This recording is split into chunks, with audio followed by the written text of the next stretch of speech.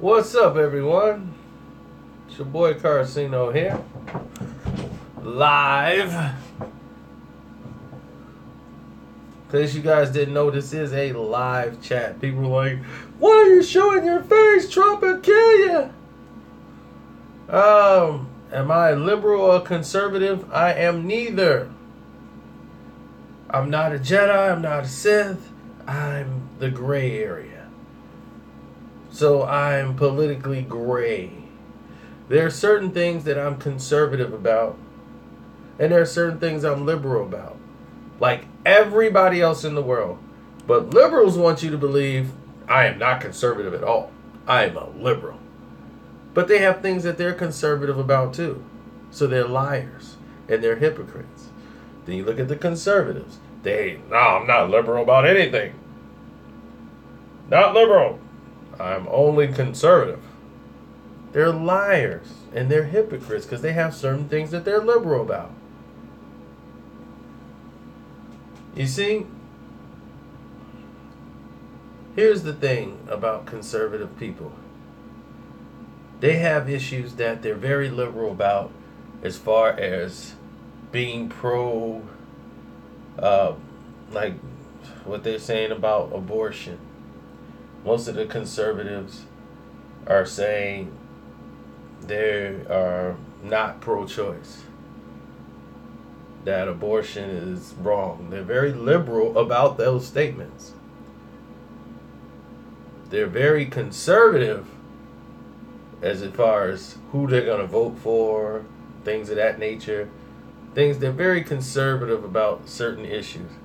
But they're very liberal about who they want to be president. They're very liberal about these beliefs that they have. But they're very conservative about certain issues. Now, the liberals, they're very liberal about what other people are doing wrong. They're very liberal when it comes to pro-choice. They're very liberal about all these things, but they're very conservative when it comes to issues that are within their own faction. They become very conservative about how they're going to handle these things. See? And that's where the hypocrisy comes in at. So if somebody's wrong, they're wrong. That's just it. Donald Trump, the president of the United States of America, is wrong. He's handling all of this wrong, but his motto is, I don't care. When you don't care, really, and that's what he's projecting out here, is you're enticing. It's like poking a tiger with a stick. But if you got the tiger in the cage, you're not worried about it. So when they got you in the cage and they're poking you with a stick, they're just making you mad. But they're still on the outside of it. And it's not going to bother them. But what it's going to do is it's going to rally the people that support him more to his side, as he will be looked at as the victim. See, the people that already support Donald Trump are blind. They're blind to the fact of everything he does, even though if another person was to do this to them, they would be outraged. But since it's Donald Trump and they supported him, rather than them saying, I supported Donald Trump, I am wrong. That cannot happen. They have to be like, well, Donald Trump just murdered everyone in your family. What do you think about that? Well, they weren't all good people in my family. He might have had a good reason. I cannot go against Donald Trump. Plus, how do we know he did that? These are lies.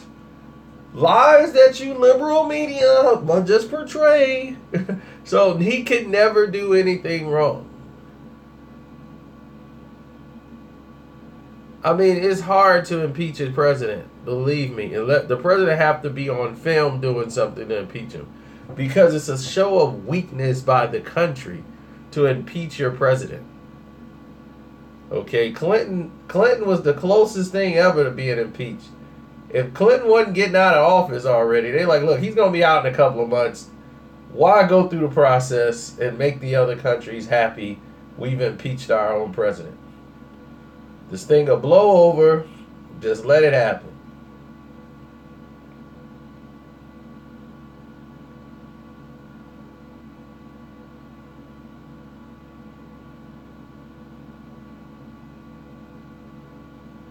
So that's basically, so all that investigational work they did, Kenneth Starr investigation, that meant nothing. That was a dog and pony show. They were never going to impeach him. Now,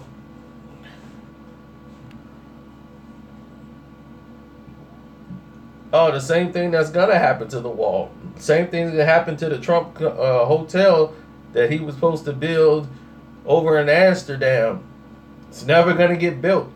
This is a guy who can't get a hotel built in Miami.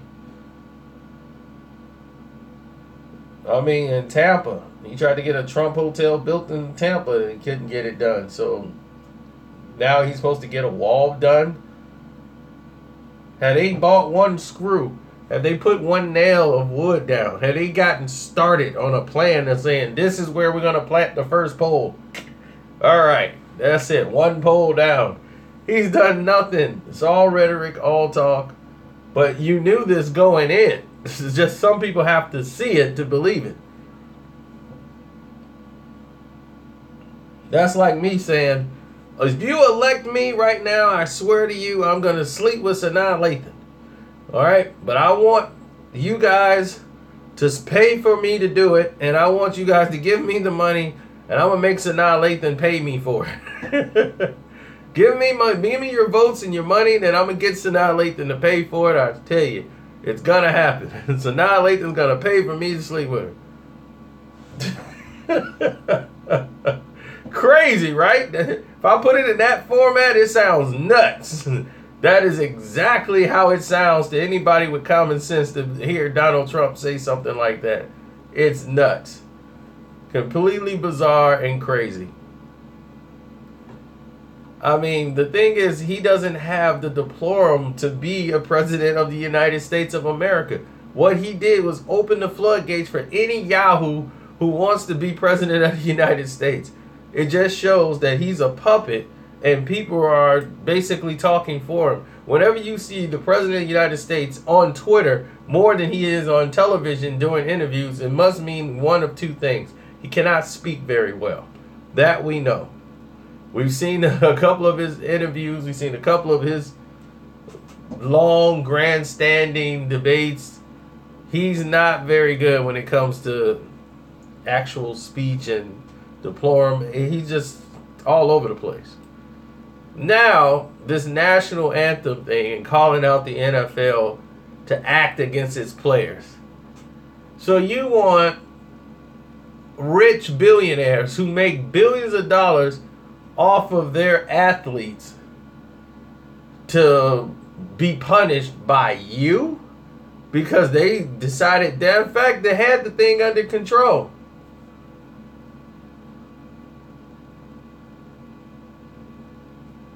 Oh yeah, well we already know about brainwashing and all these different things. We already know that. But this goes back a little further than that. This goes deeper than this. You know, you're talking about a situation in which this political debate and this hoopla, getting everybody revved up, they're getting certain people revved up.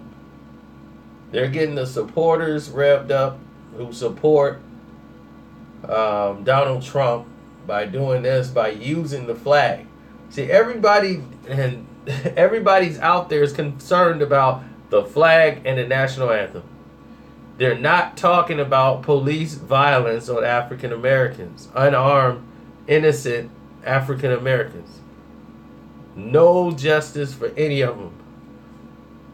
No justice for Tamir Rice on down. You know, it's continuing. And no one's talking about it because they're distracted by the national anthem and the flag, knowing that none of them were protesting the American flag or the national anthem, but it's good spin job by their media.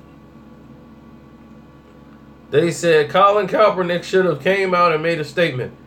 He did.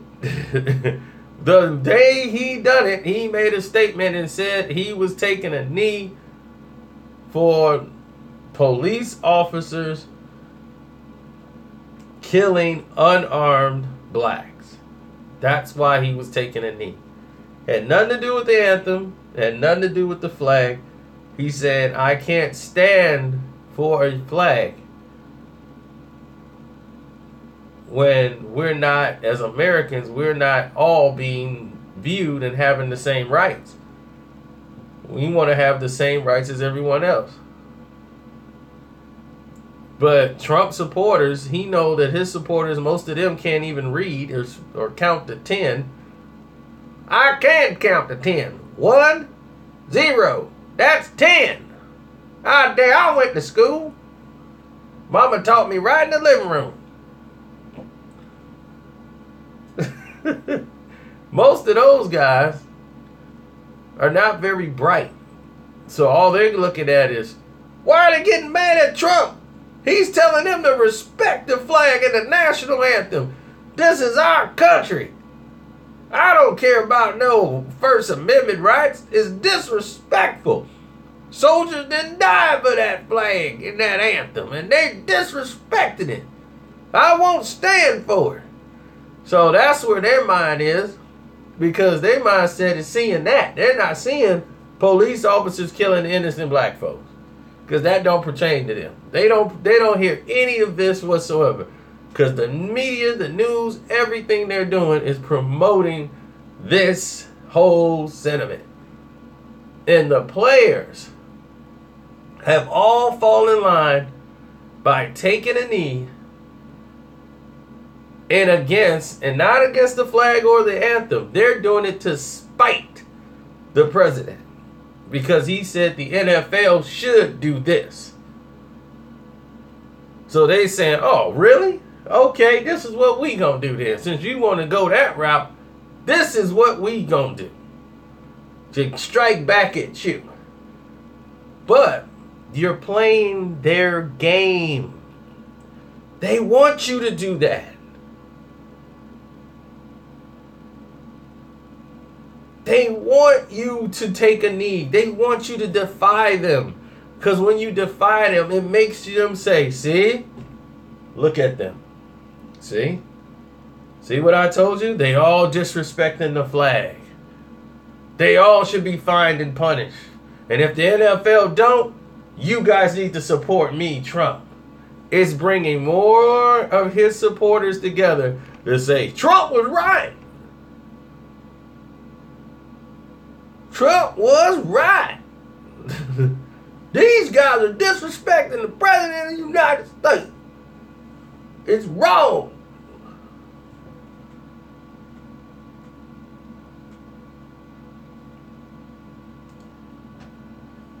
See?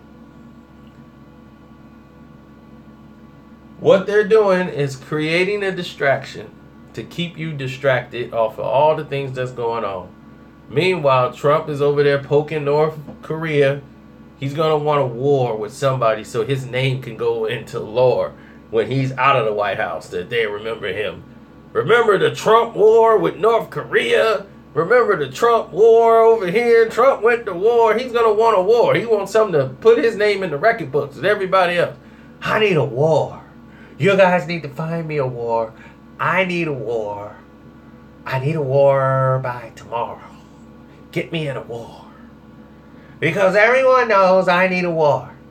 I want my name to go up there next to all the great war man presidents there ever was. I need them. They're bad, bad, bad hombres out there. And I need to war against them.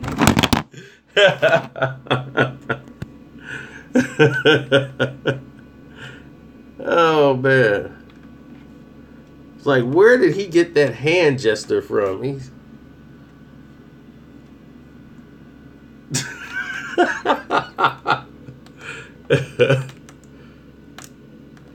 Do I think he's going to get reelected? No, I don't think he's going to get reelected. I knew it was something crazy with the votes going on when he won Detroit. When they won Michigan, I'm like, the Muslims voted for him? The most Muslims ever in this state is in Michigan. I don't know what made them go to Michigan, but they all in Michigan. And I just have a hard time believing Michigan said, you know what? Let's vote for Trump.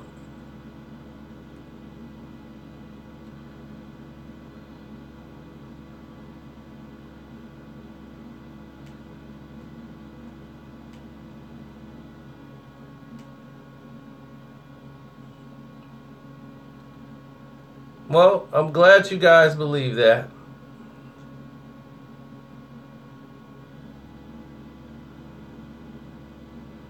Oh, the demonstration rallies against police violence began last year, but Trump took it all out on the athletes.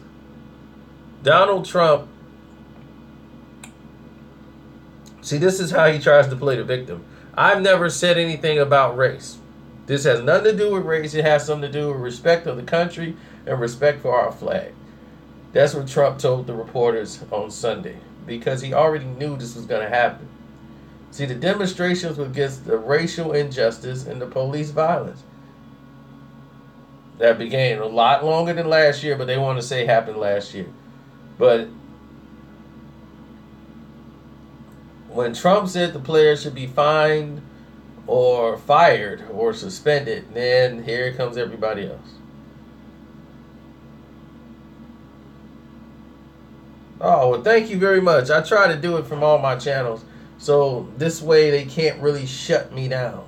You know, you gotta have a variety. You have one thing, they can come right for you and like, we're gonna take down your pages. So you gotta know how to stick and move, always sticking and move. Pop, pop, pop, pop, pop. Get your Floyd Mayweather on.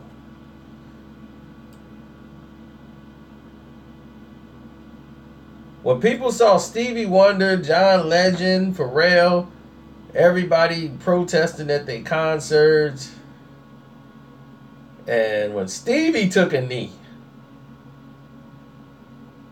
Stevie Wonder took a knee,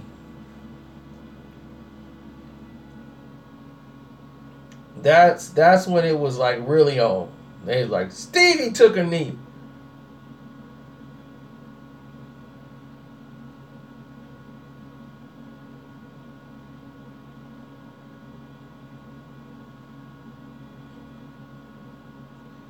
But I would love for Trump supporters to tell me why they supporting Donald Trump.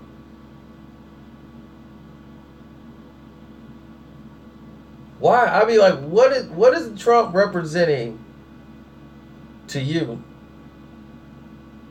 I would love to know what he did. Like, what is it about him that make people say, we need Donald Trump in our lives?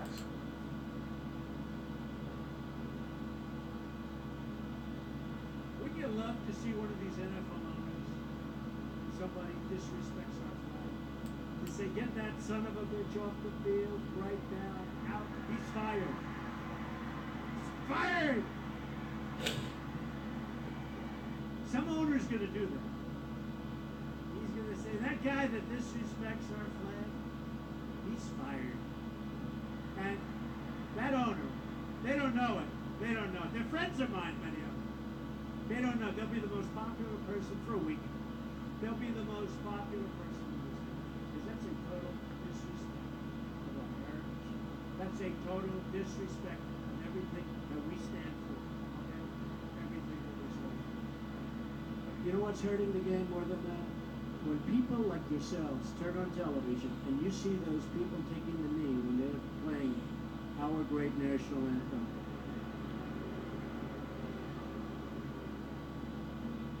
The only thing you could do better is if you see it, even if it's one player, leave the stadium. I guarantee things will stop. Things will stop. Just pick up and leave. Pick up and leave.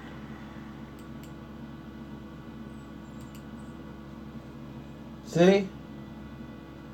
And why he's doing that, and why the players are allowed to do it, this is where the U.S. law for the flag code covers that the etiquette around the national anthem. It says a person's presence around the national anthem are expected to stand with their hands on their heart or face a flag if there's one present. However, the code does not enforce it's never been enforced that there is an official punishment for breaching it. But players' failure to follow the enshrined traditions has angered many sports fans who disagree with the demonstrations.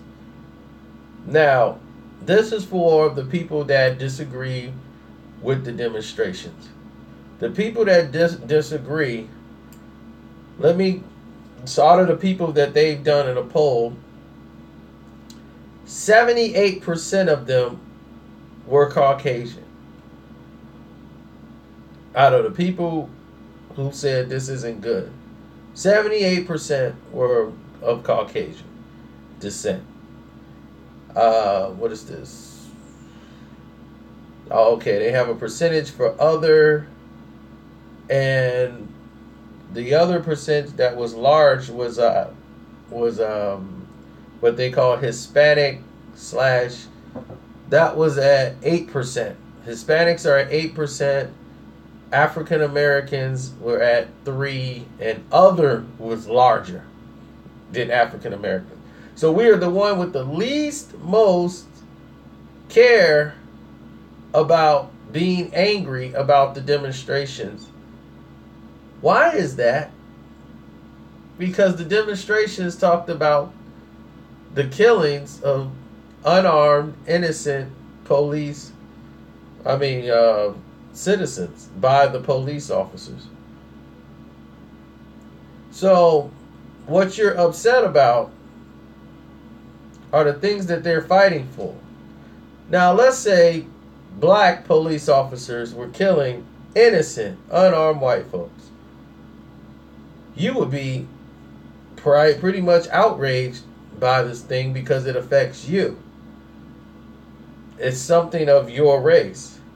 When you are possibly a victim by the people that are supposed to protect you, you get pulled over, there's a 50-50 chance you may be killed just for the traffic stop. Then that becomes a big, major problem.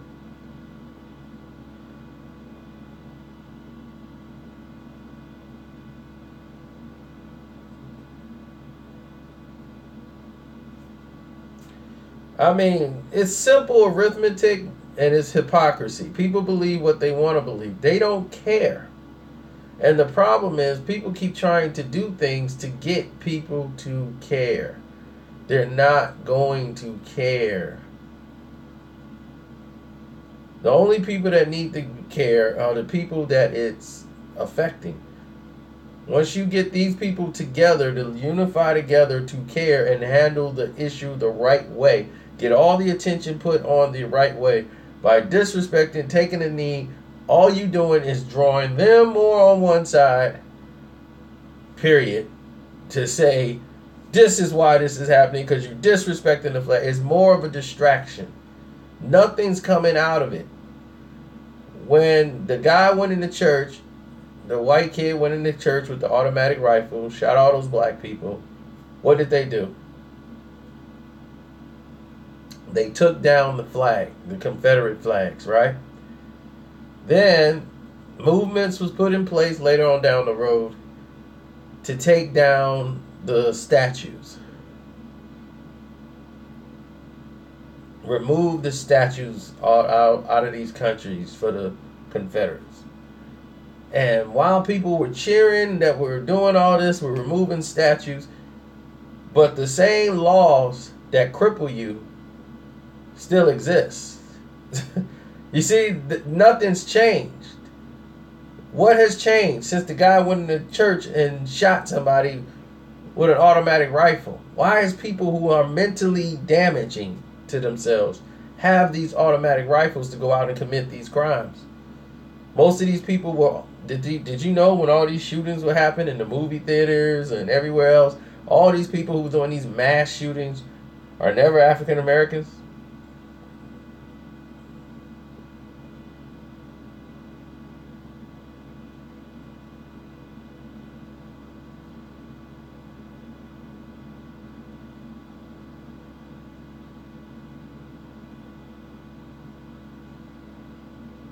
No, we need to police our own neighborhoods. It starts from there. See, once you start policing your own neighborhood, everybody's unified in their own neighborhoods. And they're able to deal with their local aldermen and wards to push them, like, we will put you out of office if you don't do what we need to have done here. So marching is good for a world's view, to focus on an attention of a situation. That's what marching used to do. We have social media now. Social media is basically a march. People around the world could see us. That's why people used to march, so that it can make national attention and news, so it could be seen around the world. And once other people around the world saw the injustice that was happening to us, they were like, oh my God, I didn't know it was this bad. You see, that's why Dr. King was using this philosophy. It's like these guys are not even fighting them, and they're sicking dogs and putting water hoses on them. And once they started to see that, they started to help. That's what marching used to be very important back in the day. See, when you're marching, you're bringing worldwide attention to it. See, the marches here is just all for basically show, because nothing's going to come out of it. Everybody can see what you do just from social media now. It's a lot easier to go out and get things done. The key to turning all of this around is turning the youth around. The youth is out of line. The youth is out of order. So if the youth of the African Americans in the neighborhoods today, most of them are single parents, uninformed, uneducated, unequipped to get jobs. They haven't been taught because the parents haven't taught them, or they're not even around to teach them. Father's probably in jail. Mom is on welfare. Kid is like whatever. At 12, he has no educational system surrounding him. He has no nurturing educational school to actually teach him trades or things to do to expand himself. He has no activities to do. If you don't have a video game, all he's gonna do is hang out on the streets with all the rest of the people that are just like him. It ain't nothing to do but do something stupid, do drugs, gonna steal, go to jail for petty crimes, go to juvie till he graduates to real crime. Then he goes to jail, and they got just the place for you in jail, where they will make you work for cheap labor. An economic prison. So you need to police your neighborhoods. If all of us start policing what's happening in our own neighborhoods, you're not going to be able to worry about what's happening over here in Washington, and the government is doing this and they're affecting those. You need to be focused on your wards. Stay local. Don't turn your eye away from the problem that's right across the street. You know you got a dope house across the street from you. You don't want to do nothing about the dope house across the street that's bringing your neighborhood down. They selling drugs on your block, and now you got hypes coming like zombies all on your block. You don't want to address that. But let's go worry about Washington and Syria. That's where all your attention want to go to. But you won't do anything to save the people right on your own block. Police your neighborhoods. Make them people that are getting paid to do their jobs. Hold them accountable.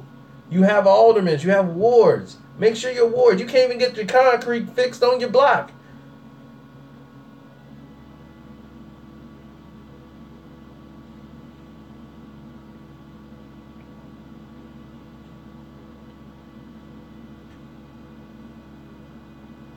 You go to these neighborhoods now that used to be great in the 80s. Now, these neighborhoods, all the buildings are like crumbling. It looks terrible. And I'm like, what happened to the people over here? They stopped fighting for things. They just stopped trying to go in to get anything done, or even push to get it done.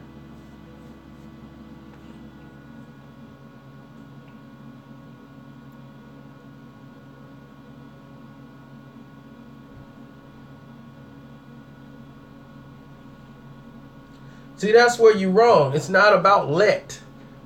You control that. You can police your own neighborhood. If you all get together, y'all could push out. It's been done. I've seen it done.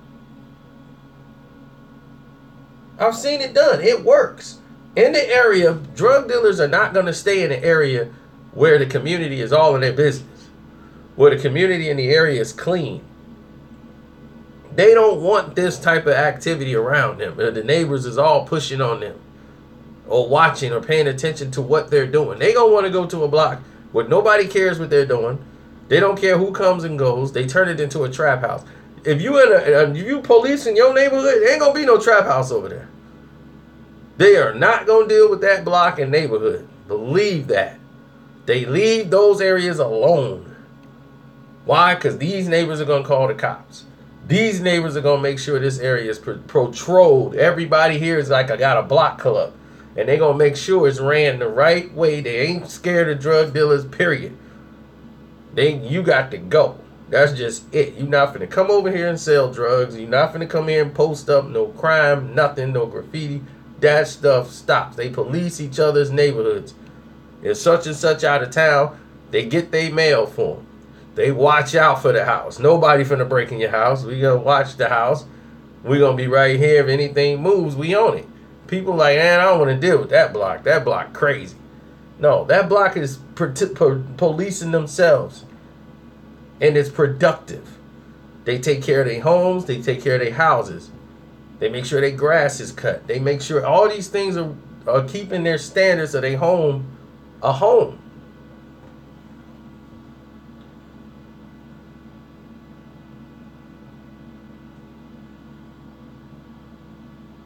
And that's what you want to be around.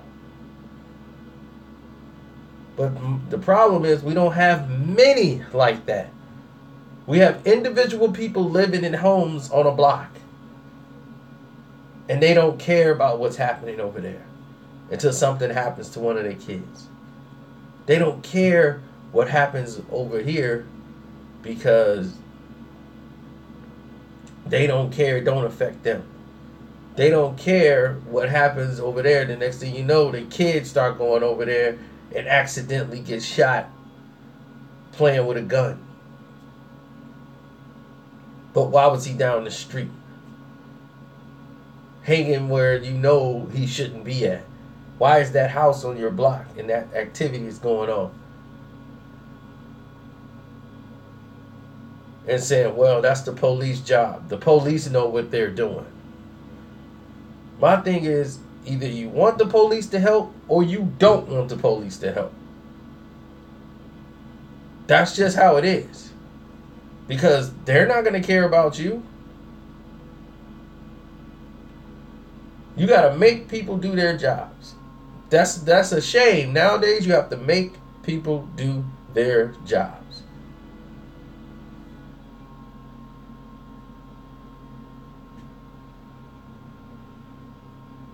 I've been in both situations. I've seen a situation where the people in it, they actually complain about things. Out here, they complain. They complain if the neighbor's noise is too loud. They complain for every little thing.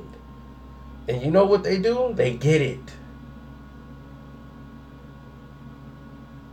They go on the internet. They're not looking up gossip stuff. They go and look up who's they ward, the aldermans are in the ward. They look up all these things they need to get done. And you know what they do? They act. They put things in motion and they act. That's what they do. And they get results. There's no reason why all these programs with all this money, they can't have playgrounds.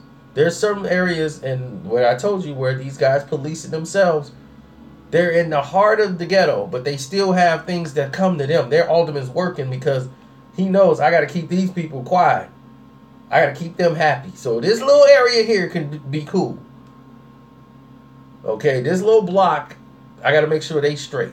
Then you know what this little block got? They got a brand new park. They got a brand new exercise places where the kids can go and play. They ain't got to worry about gunfire. They got a church over there on the side that's built up.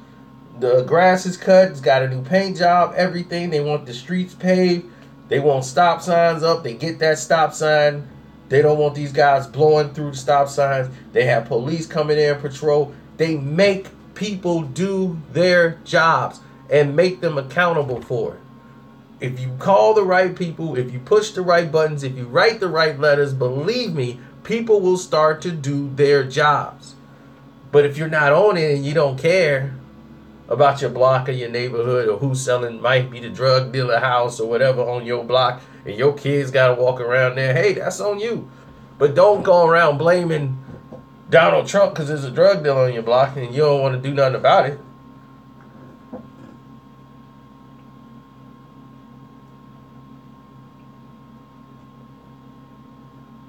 And I'm not just saying just drugs, just like thugs hanging out on the block, on your block.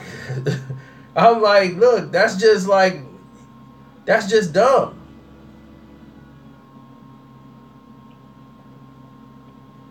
And I'm not just talking about people hanging out. I'm talking about, you know what I mean when I'm saying thugs. When the thugs in the neighborhood and you know when some people just hanging out. Like family members and but you know when thugs are just there loitering on the block. You got to make sure you're like, hey, y'all got to find somewhere to go, or you can't be in front of our house with that. Nobody's going to loiter on these blocks. And there are people that still hold the standards, and they're in the city, and the thing about them is that they're older people. They're like in their 60s and 70s on that block. But that block is doing it the way they're supposed to do because they came up in the era where in their 60 and 70, they came up in the area doing Dr. King. Dr. King wasn't that long ago. I'm like, that was my mother's generation. So that ain't that far ago. Where they had segregated everything, colored people, water, all this stuff. So that wasn't very long ago. Just to remind all of you younger people who might be listening. So when you're watching this NFL and all this stuff, it's all distractions because it takes you away from what the real issue was that they're not going to fix. They're not going to fix police officers shooting unarmed black men.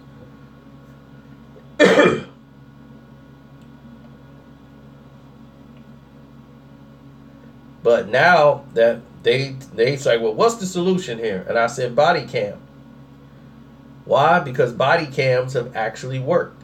In an area where they had a lot of accidental shootings against African Americans, they started wearing body cams in California. I think it was San something, one of those cities. And accidental deaths dropped by like 90%. 90% since they added the body cams. So when this first came out, I made a video and telling them we needed the body cams. They work. Body cams work. If somebody covers it up, and one officer did, he covered it up, but you can still hear the sounds. You can't block the sound. So when you cover up the body cam, you're automatically supposed to be suspended.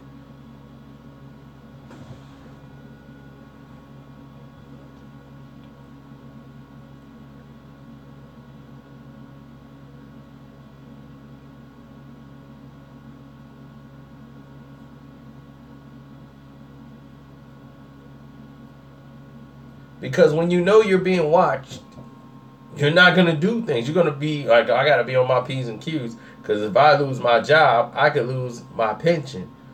So they should have, because police officers made it this way, with this unnecessary use of force and taking innocent people's lives, now everybody has to be punished for it. And they got to wear body cams now. So when you riding around, when you doing your job, you got to have a camera on you. And if you're doing what you're supposed to be doing, this shouldn't be a problem to you. Because you're doing your job. I know it's a pain in the neck because you can't say certain things you might want to say. But when there's a stop, them cameras got to be popping. Those tapes got to be made public.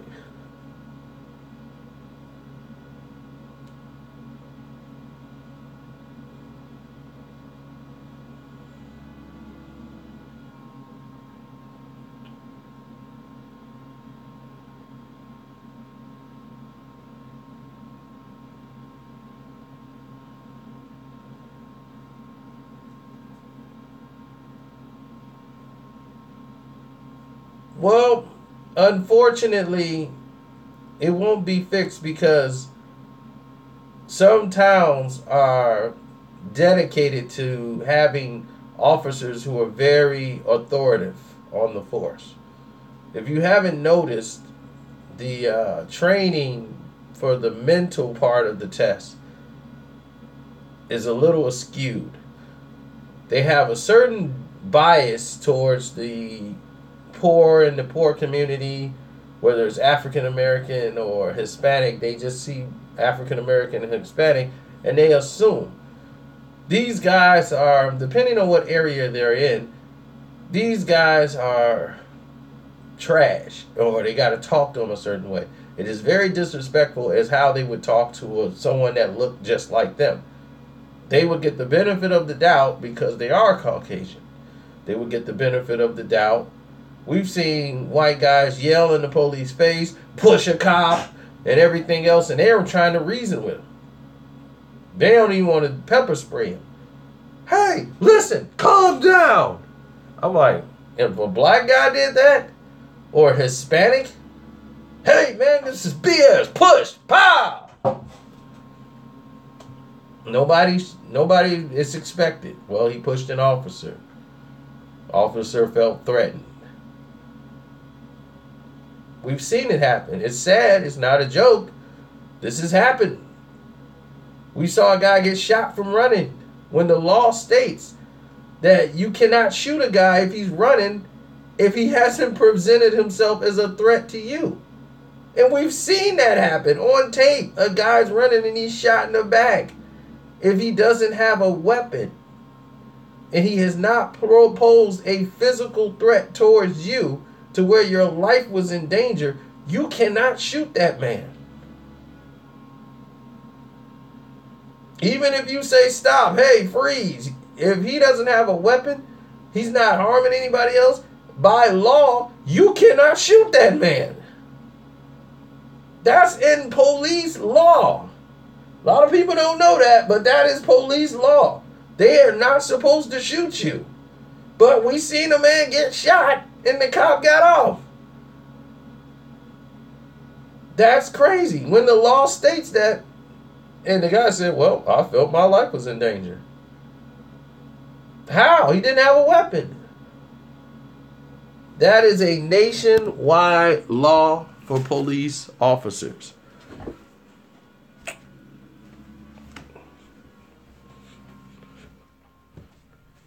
If not, they need to show me a law where that does not exist in a city or state.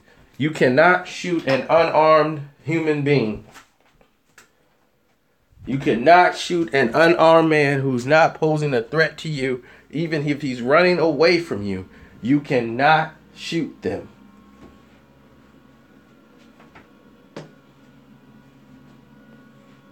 Because you would have to approve. They have to pose a threat to you. And how would they pose a threat if he's running away from you? That's why they call police chases. You've seen police officers chase. If that was the case, police would just shoot anybody that's running away from them. That's all they would do. Why do you think they chase guys over the fence, be running down the block, trying to cut them off with the car? Why do you think that is? Because you can't shoot them. Especially if they don't have any weapons.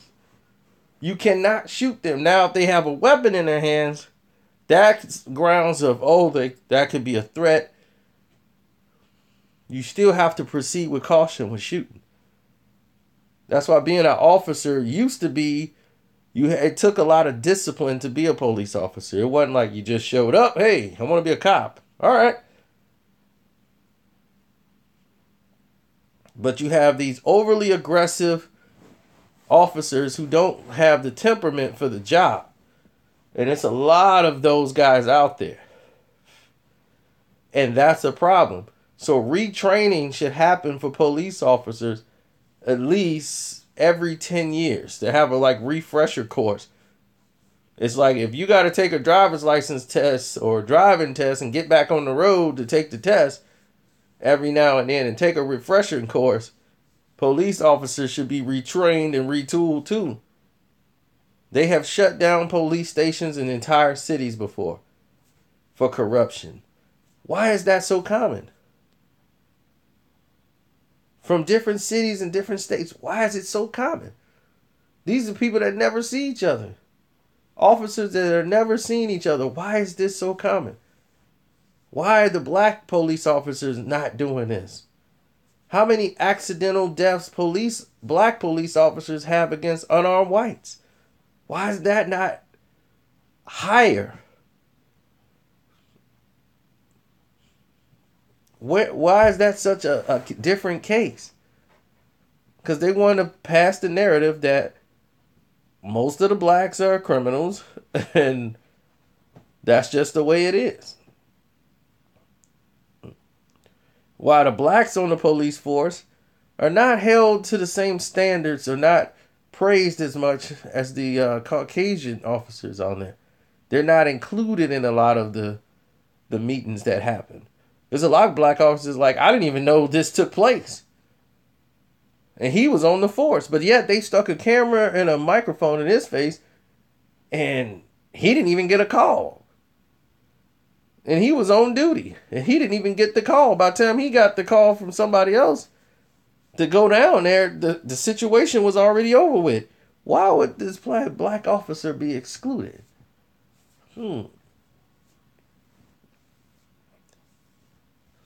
It's kind of weird. You've seen it from Oklahoma. You've seen it from down south. You've seen it a lot, different occasions. People getting excluded. Others do not. And then something accidental happens.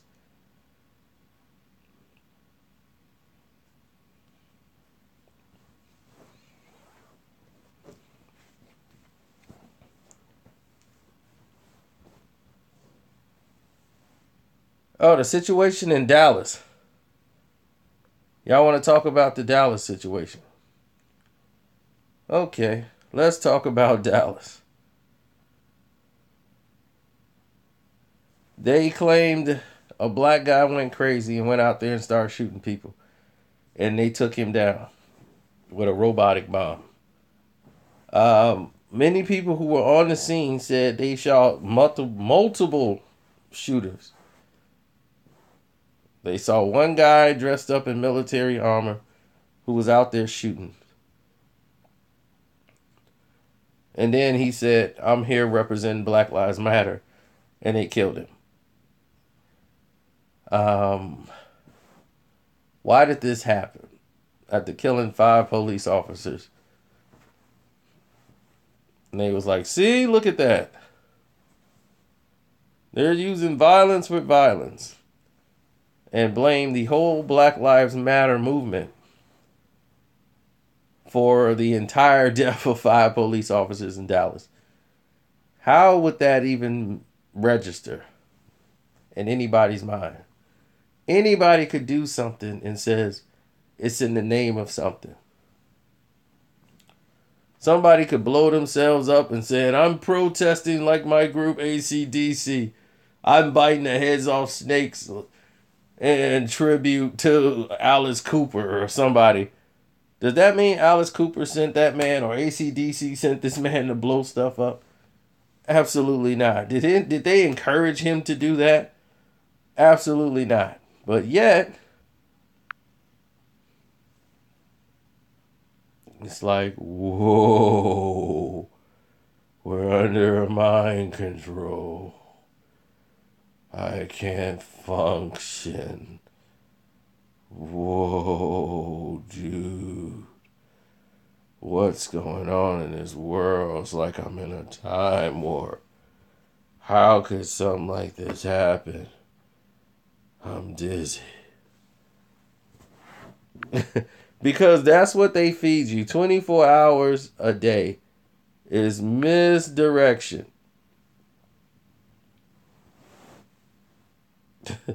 Misdirection.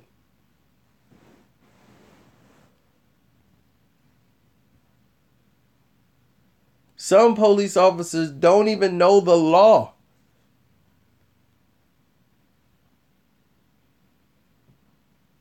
They don't. They don't even know the law. You can know the law more than them. I said, get out of the car. I said, well, I don't consent to any search, Your Honor. Or officer. And they won't even know what that means. You don't consent. I can bring a hound down here and get in this car right now. No, you can't. You have no grounds. See, a lot of people don't understand what you could allow the cops to do and the things they cannot do. Period.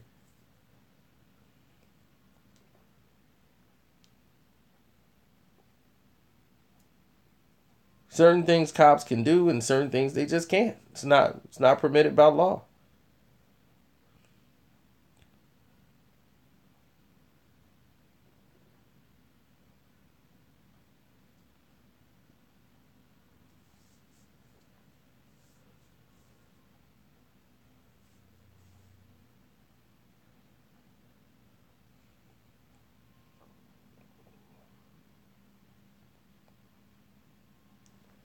But we spoke long enough on this subject.